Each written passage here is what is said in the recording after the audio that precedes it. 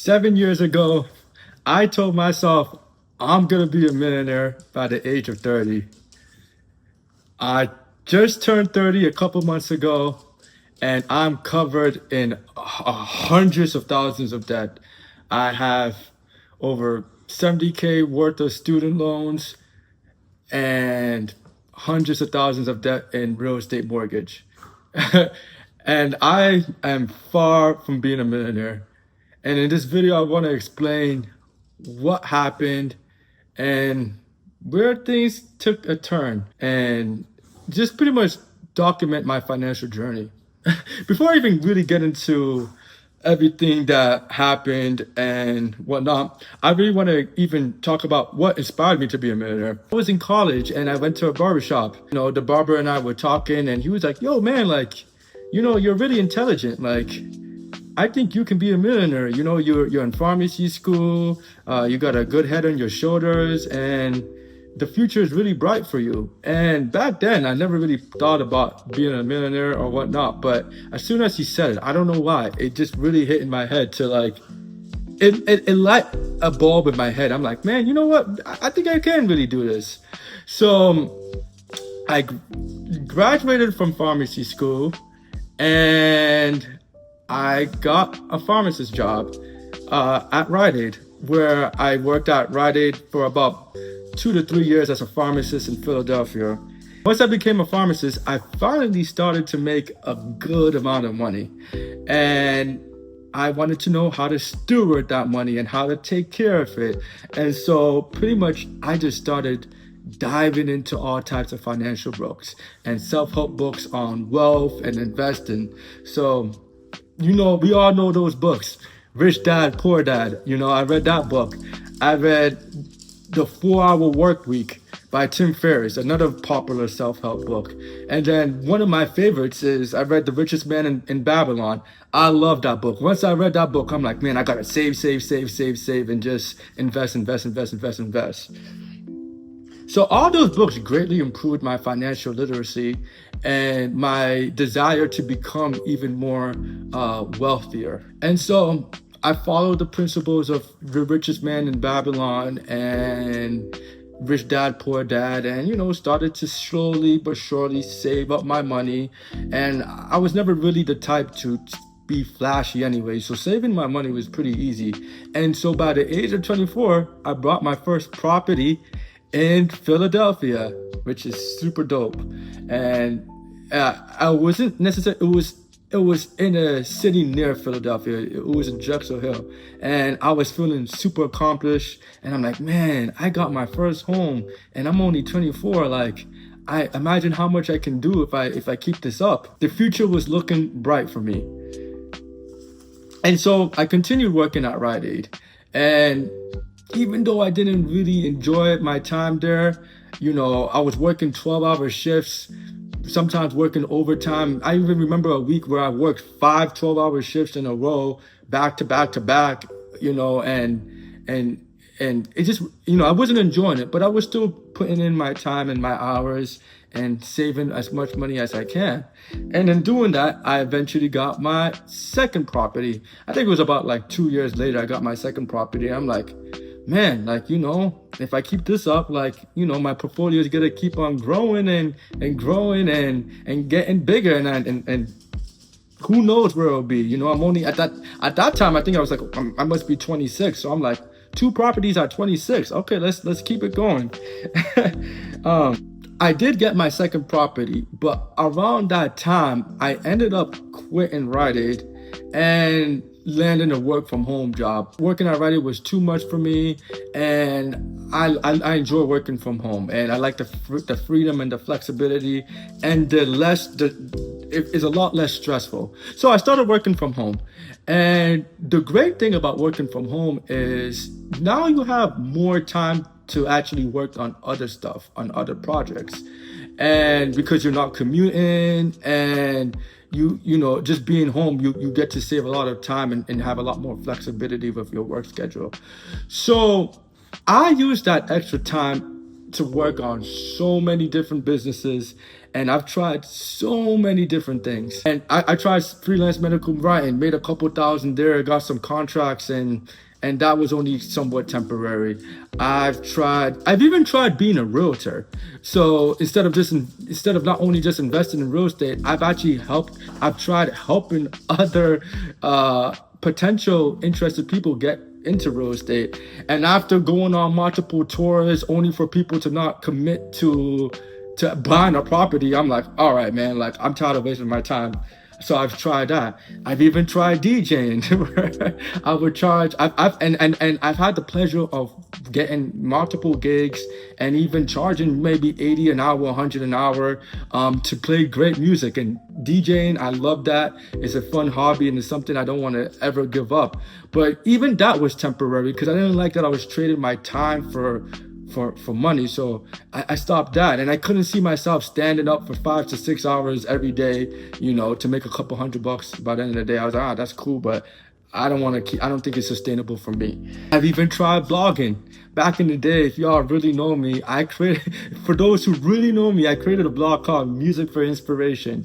And Music for Inspiration is a blog where I wrote about celebrities and rap artists and hip hop artists. And I actually had a lot of viral posts, but honestly, it was great for branding. It was not great for monetization. And even though I had a lot of viral posts, there was really no way for me to monetize it. And the ways that there were there for me to monetize it didn't feel comfortable with me. So I've tried that. And so I could go on and on. Y'all get the point. I even had a vending machine business at one point.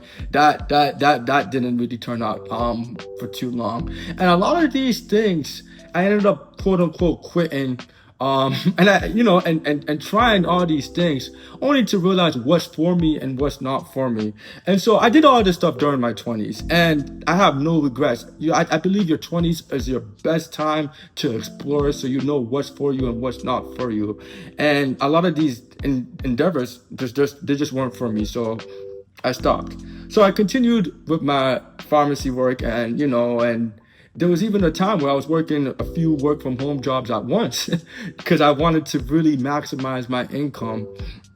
And as I was doing that, I later moved to Atlanta and bought a property here in Atlanta.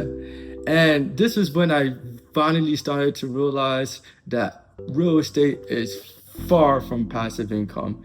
Honestly, it's a lot of work. It's a lot of maintenance repairs. It's a lot of being good with tenants and marketing for new tenants. And once I started to realize that real estate is far from passive income, everything I'm doing is there's always seems to be problems. And that's okay. That's the nature of business. That's the nature of entrepreneurship. And I embrace those. But none of it felt sustainable enough for me or fulfilling enough. And that's kind of the problem I have and why my journey towards becoming a millionaire did not pan out. And if I'm being honest, it's because of me. And I'm not too hard on myself about it. But the truth is, as I started to do the work towards becoming a millionaire, working super hard, whether I'm doing a bunch of gigs as a DJ or taking in a bunch of contracts as a freelance medical writer, I would take on a bunch of projects that even though it paid well, I just couldn't see myself. I didn't feel that fulfilled by it, and I wasn't that interested in it. And nowhere is it sustainable for me. I couldn't see myself doing this type of work for years. So every time I learned a new skill or worked on a new project, the work will only be temporary. And so after a while, I just stopped really pursuing chasing wealth, honestly. And I think this reality really hit for me once I bought my third property. Because aside from all the problems I was experiencing as a typical real estate investor, like vacant units and maintenance repairs, once I bought my third property, the first and second property, I was a lot more excited. The third property, I'm like, this is kind of getting boring. Like, don't get me wrong, I still plan on investing in real estate, but it was no longer as exciting for me. And it just kind of felt like I was in another hamster row of just working to get investments in properties I wasn't even too emotionally invested in. Yeah, so they say in entrepreneurship, there's 4 cycles. There's uninformed optimism, which is pretty much when you start a business and everything is new and you're like, yo, I'm gonna make $1 million, or I'm just gonna make so much money, or you know that kind of phase. Then there's uninformed pessimism, was when the reality of whatever project, podcasting, business, whatever thing you decide to do, after a year or months of doing it, you don't really get the results you like, and you become a little bit more pessimistic. And then informed pessimism is essentially where I am at, where you start to do this business or work for a couple years or months and you have experience, but you're like, man, this is not what it's all chalked up to be. I've soon to come realize real estate is not all chalked up to be. A lot of these real estate gurus are making it seem like it's the quickest money ever, and you're just gonna be cash flowing out of your balls. And please, it is far from that. Honestly, like at least that's my experience. It's been far from that. And then the last psychological state that I'm working towards is informed optimism, is when, as an entrepreneur, you hit that big win. Maybe it's a big exit as a sell for your business, or you just gained great equity in your business and you really start to see the fruits of your labor.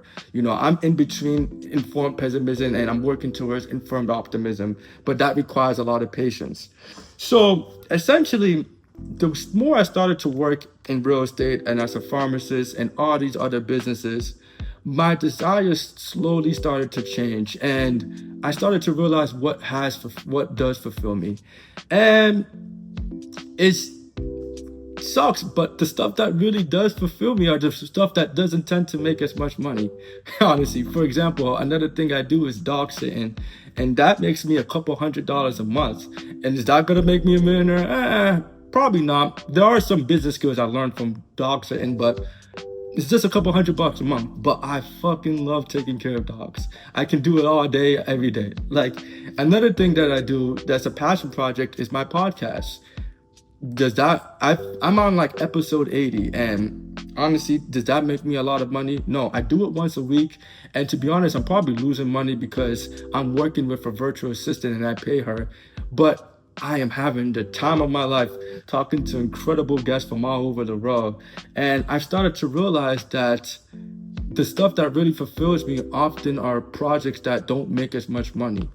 And I'm okay with that. If I'm working towards something, if the point of financial freedom is to create a life that you truly desire, why not we just go straight to the source that makes us fulfilled and start doing that, instead of working hundreds of hours or multiple hours to just keep making money only to not be fulfilled during the journey. So I've taken a step back from the grind, the hustle culture, the Alex Hormozy videos, and now I'm very happy with my life and I'm satisfied. And am I a millionaire? No, but I'm okay with that. And if I become a millionaire 15, 20 years from now, that would be great. I'm more than willing to be patient.